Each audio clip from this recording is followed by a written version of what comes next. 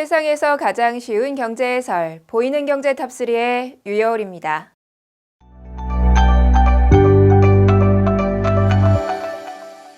지난 9월 민간 택지 분양가 상한제가 예고된 후 어느 지역이 이에 해당될지 많이 궁금하셨을 텐데요.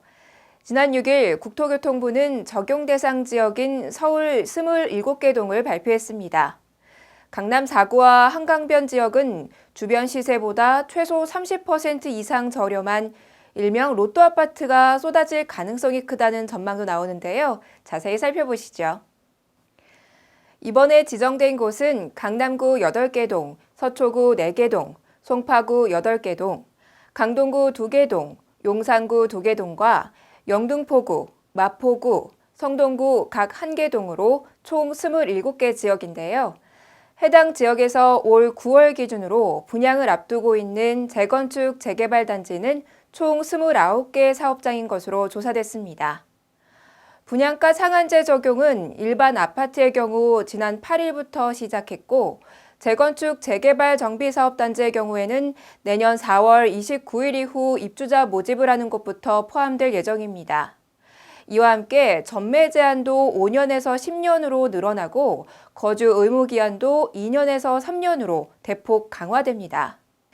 정부는 대상 지역의 분양가가 기존 주택도시보증공사 심사 기준보다 최소 5에서 10% 낮아져 아파트 분양가가 꽤 내려갈 것으로 예상하고 있는데요. 지정된 27개 지역의 아파트 평균 분양가가 현재 평당 4,935만 원인 것을 감안하면 앞으로 해당 지역 평균 분양가는 4,400만 원에서 4,600만 원 선에 책정될 것으로 보입니다. 또 로또 분양단지로 평가받는 서초구 서초동 재건축 단지의 경우는 분양가 상한제를 적용하면 평당 분양가가 5천만 원 초반대로 낮아져 평당 6,580만 원인 인근 아파트 평균 시세와 비교해 대략 1,500만 원 정도 차이가 나게 됩니다. 한편 부동산 전문가들은 분양가 상한제 적용 지역이 단기적으론 약보합세를 보이겠지만 규제에서 벗어난 지역의 경우는 풍선 효과로 인해 오히려 아파트값이 오르는 등 시장 불안이 커질 수 있다고 지적하는데요. 분양가 상한제를 통한 가격 제한이 중장기적으로는 규제 효과에 얼마나 도움이 될지 지켜봐야겠습니다.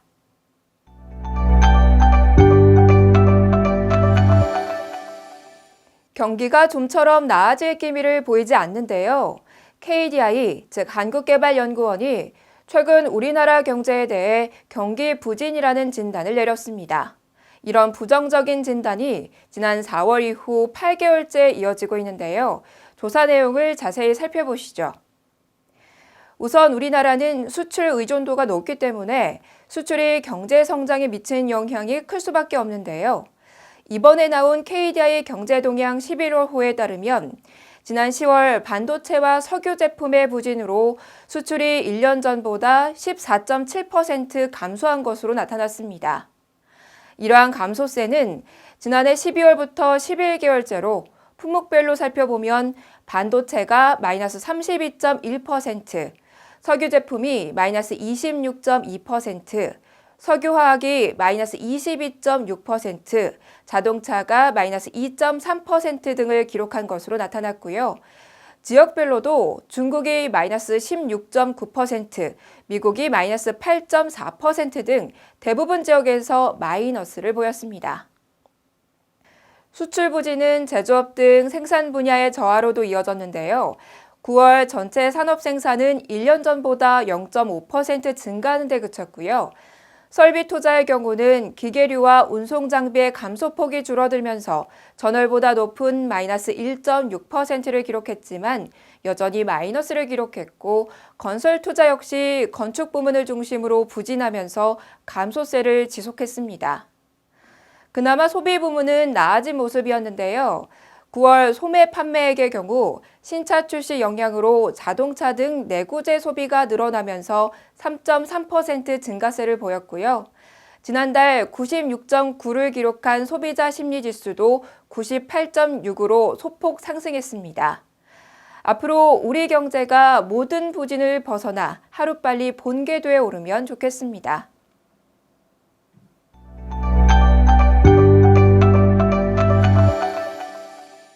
요즘 공기가 탁한 날들이 많아 신경 쓰이시죠? 최근 한국소비자원이 시중에 나와 있는 공기청정기를 대상으로 유해가스 제거 효율 등을 시험 평가한 결과를 발표했는데요. 각 제품별로 필터 교체 비용 등에서 큰 차이가 있는 것으로 나타났습니다. 이번에 평가 대상이 된 제품은 삼성, LG, SK매직, 위니아, 위닉스, 코웨이, 쿠쿠, 샤오미, 샤프 등의 9개 제품이었는데요.